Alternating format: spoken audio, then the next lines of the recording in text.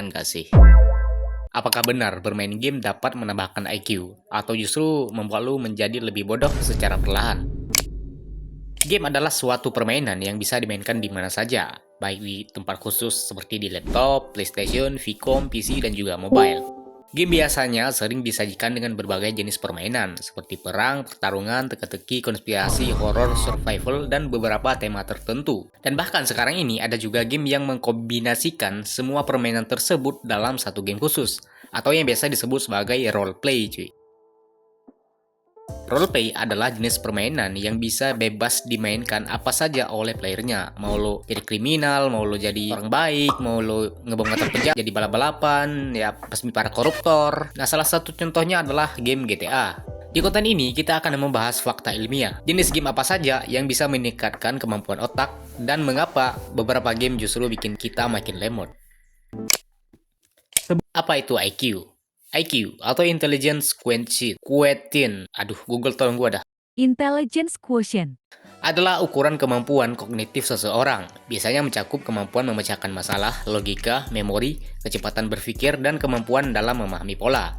Game tidak secara langsung dapat menambahkan angka IQ seperti sulap, tapi game bisa meningkatkan komponen-komponen yang bisa membentuk IQ, seperti memori kerja, kecepatan dalam memproses informasi, dan kemampuan dalam mengambil keputusan. Jadi apakah benar game bisa meningkatkan IQ? Sainsnya sih ya begini cuy. 1. Game bisa melatih working memory. Contohnya seperti game puzzle, strategi, dan game ritme yang memaksa otak buat menyimpan banyak informasi dalam waktu yang singkat.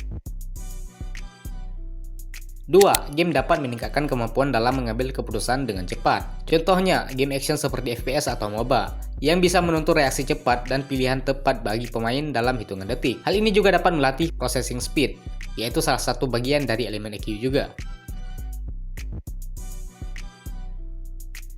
3. Game bisa melatih fleksibilitas otak atau cognitive flexibility.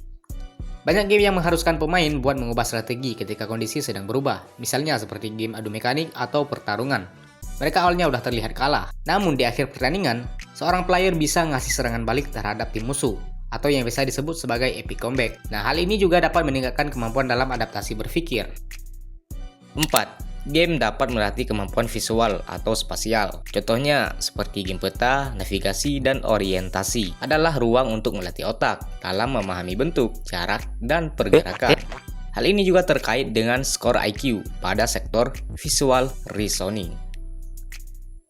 5. Game tertentu dapat meningkatkan fokus. Contohnya seperti game ritme, game puzzle cepat, dan game kompetitif yang bisa melatih konsentrasi intens.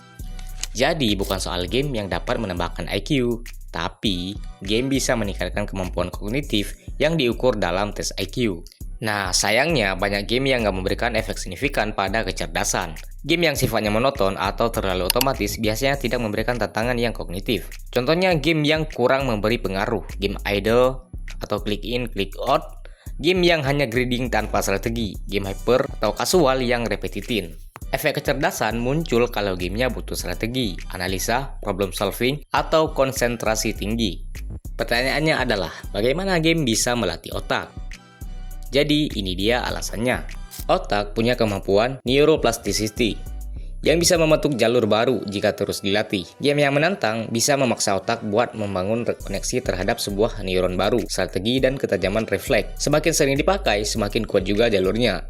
Nah, efeknya mirip seperti olahraga, tapi untuk otak, bukan otot. Kalau otot dilatih di gym, makin lama makin kelihatan jadi lebih besar. Jika otak makin lama dilatih, maka makin kuat juga jalurnya. Tapi, kalau dilatihnya dengan game yang tepat. Sebenarnya, cara yang simpel untuk melatih otak adalah dengan cara membaca buku. Tapi yang namanya permainan tentu punya sisi baik dan sisi gelapnya juga. Bahkan olahraga yang sumber daya untuk pola hidup sehat juga punya sisi gelap, yaitu bikin otot jadi cedera, bikin tubuh jadi sakit, dan dipandang jadi ragu. Sedangkan untuk melatih otak juga punya sisi gelapnya, apalagi lewat jalur game. Apalagi kalau bukan kecanduan bermain game. Semakin lama bermain, semakin buang-buang waktu. Padahal masih banyak kerjaan lain yang belum diselesaikan.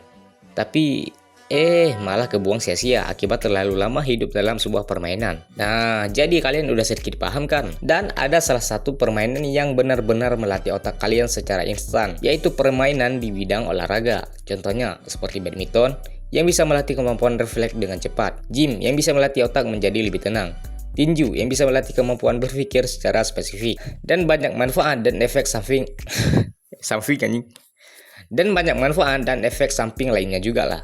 Jadi semoga kalian paham sama pembahasan gua kali ini cuy. Intinya nggak ada salahnya sih buat main game, tapi ya dipilih-pilih juga dong gamenya, biar nggak terlalu membuang-buang waktu kalian cuy. Ya sama kayak pilih temen lah. Kalau salah pilih temen ya malah pinjam dulu 100. Habis dikasih pinjam bukannya dibayar, malah menghilang kan. Nah jadi terima kasih buat kalian yang sudah menonton. Sampai jumpa di video selanjutnya. Bye.